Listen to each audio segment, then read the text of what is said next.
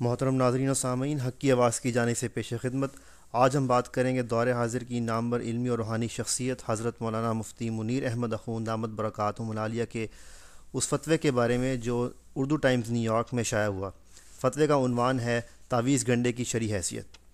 محمد سلیم اشرف Chicago سے سوال کرتے ہیں، جناب محترم مفتی صاحب السلام علیکم، ایک عرصے سے مجھے یہ خلجان ہے کہ آیا تعویذ گنڈا اور جھاڑ پھونک وغیرہ کے بارے میں صحیح اسلامی ہدایت کیا ہے؟ کیونکہ بہت سے لوگ خصوصاً عربی سلفی قسم کے لوگ اس کو کھلا شرک و بدعت کہہ دیتے ہیں، جبکہ دوسرے بہت سے اہل علم بلکہ صاحب تقوی قسم کے حضرات نہ صرف جائز کہتے ہیں بلکہ خود تعویذ گنڈا وغیرہ کرتے بھی ہیں۔ بہرحال اس سے لوگوں کو فائدہ بھی پہنچتا ہے، لیکن یہ سرد جنگ چلتی رہتی ہے۔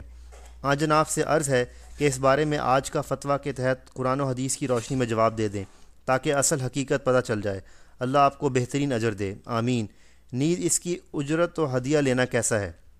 جواب: قرآن و سنت کی روشنی میں قرآنی آیات، مسنون دعاؤں اور اسماء حسنہ پہ مشتمل دم یا تعویذ بلا شبہ جائز ہیں، اور ان پر اجرت مقرر کر کے لینا بالکل حلال ہے۔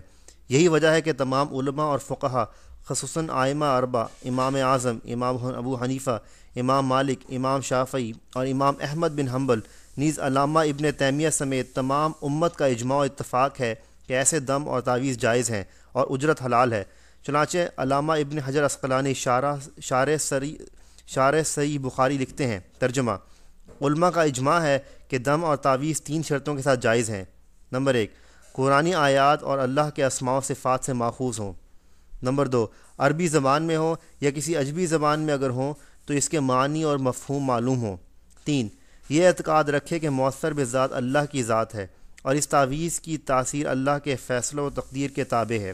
فتح الباری شرح بخاری صفحہ 95، فتاوی کبریٰ از ابن تیمیہ بحوالہ تکملہ فتح الملہم شرح مسلم جلد 4۔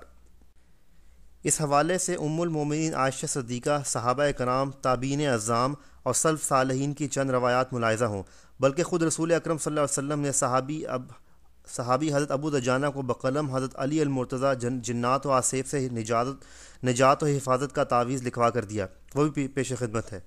نمبر 1، صحابی رسول عبداللہ ابن عمر بن العاص سے ثابت ہے کہ جو بچے اپنی تمیز کو نہیں پہنچے ہوتے تھے اور غالباً جھاڑ پھونک کے مسنون الفاظ ادا کرنے کی صلاحیت نہیں رکھتے تھے، وہ ان کے گلے میں دعائیہ کلمہ تعویذ بنا کر لٹکا دیتے تھے۔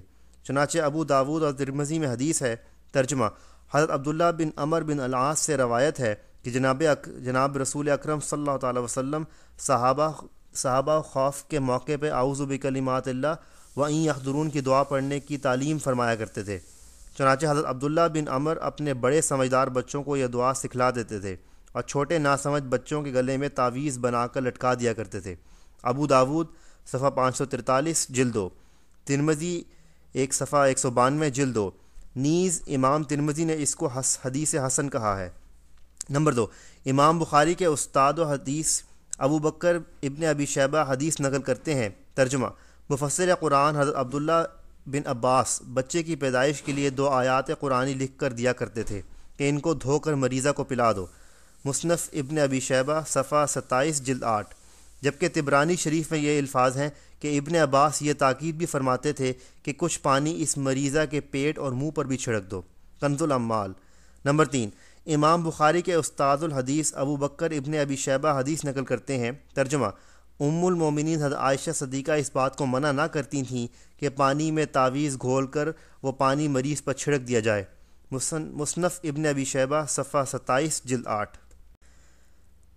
نمبر 4، امام بخاری کے استاد جلیل القدر تابعی حضرت سعید بن جبیر ہر آنے والے پریشان حال کو تعویذ لکھ کر دیتے تھے۔ حجاج ابن الاسود کہتے ہیں کہ میں نے اس بارے مفتی اعظم مکہ حضرت عطا سے دریافت کیا تو انہوں نے فرمایا کہ ہم نے نہیں سنا کہ کوئی اس کو مکروہ کہتا ہو، ہاں تمہارے بعض عراقی مکروہ کہتے ہیں۔ دیکھیے حضرت عطا نے ایک قول کے مطابق 200 صحابہ اور ہزاروں تابعین کی زیارت و صحبت اٹھائی ہے۔ وہ خود ارشاد فرما رہے ہیں کہ میں نے کسی سے بھی تعویذ کی کراہت نہیں سنی، یہ چاہے کہ اس کو شرک یا حرام سمجھتے۔ 5، ابو اسمتہ کہتے ہیں کہ میں نے حضرت سعید بن المسیب تابعی سے تعویذ کے بارے میں پوچھا تو آپ نے فرمایا کوئی حرج نہیں جبکہ چمڑے میں ہو، حوالہ بالا۔ نمبر 6، مفتی اعظم مکہ حضرت عطا سے پوچھا گیا کہ عورت کے گلے میں تعویذ ہے، جب حیض ماہواری آئے تو کیا کرے؟ انہوں نے فرمایا اگر چمڑے پر لکھا ہو تو اس کو اتار دے، اور اگر چاندی میں بند ہو تو چاہے اتارے چاہے نہ اتارے۔ حوالہ بالا۔ نمبر 7، مدینہ منورہ کے جلیل القدر تابعی اور ابن عمر کے شاگرد خاص امام مجاہد تعویذ لکھ کر لوگوں پر لٹکاتے تھے، یعنی ان کے گلے میں پہناتے تھے۔ حوالہ بالا۔ نمبر 8، حضرت امام باقر اس میں کوئی حرج نہیں سمجھتے تھے کہ قرآن چمڑے پر لکھ کر لٹکایا جائے، یعنی گلے میں تعویذ بنا کر پہنایا جائے۔ حوالہ بالا۔ نمبر 9، بصرہ کے مفتی اعظم قرآنی آیات کے تعویذ میں کوئی مذائقہ نہیں سمجھتے تھے۔ حوالہ بالا۔ نمبر 10، بصرہ کے محدث اعظم فرماتے ہیں کہ میں نے ابن عمر کے صاحبزادے عبید اللہ بن عبداللہ کے بازو پر گنڈا بندھا ہوا دیکھا۔ حوالہ بالا۔ نمبر 11، حضرت ضحاک کتاب سے لکھ کر تعویذ بنانے میں کوئی حرج نہیں سمجھتے تھے، جبکہ قضائے حاجت اور غسل کے وقت اتار دے۔ مصنف ابن ابی شیبہ صفحہ 27 جلد 8۔ چنانچہ شیخ الاسلام مولانا خلیل احمد سہارنپوری فرماتے ہیں کہ حضرت عبداللہ بن عمر کی حدیث سے یہ ثابت ہوا کہ تعویذ لکھنا جائز ہے اور اس کا گردن میں لٹکانا بھی درست ہے۔ بدل المحجود شرح ابو داود صفحہ 10 جلد 5۔ نیز شیخ عبدالحق محدث دہلوی شرح مشکات میں لکھتے ہیں تعویذ بازو یا گردن میں ڈالنے کے بارے میں بعض علماء کو اعتراض ہے، مگر حضرت عبداللہ بن عمر العاص کی روایت ہے کہ چھوٹے بچوں کی گردنوں میں تعویذ بنا کر ڈال دیا کرتے تھے، جس سے اس کا جائز ہونا ثابت ہوتا ہے۔ اشمت العلامات صفحہ 572 جلد 3۔ فتاویٰ عالمگیری میں ہے تعویذ لٹکانے میں کوئی حرج نہیں، لیکن قضائے حاجت اور ہم بستری کے وقت نکال دے۔ فتاویٰ عالمگیری صفحہ 358 جلد 5۔ نیز علامہ شامی رد المختار میں لکھتے ہیں قرآن کے ذریعے حصول شفا کی صورت یہ ہے کہ مریض یا ڈسے ہوئے شخص پر سورہ فاتحہ پڑھی جائے یا لکھ کر گلے میں لٹکائی جائے یا تشت میں لکھ کر اس کا دھون پلایا جائے۔ رسول اکرم صلی اللہ علیہ وسلم سے مروی ہے کہ وہ اپنے آپ کے لیے اللہ سے پناہ چاہتے تھے۔ اب لوگوں کا عمل جواز پر ہے اور اسی کے مطابق آثار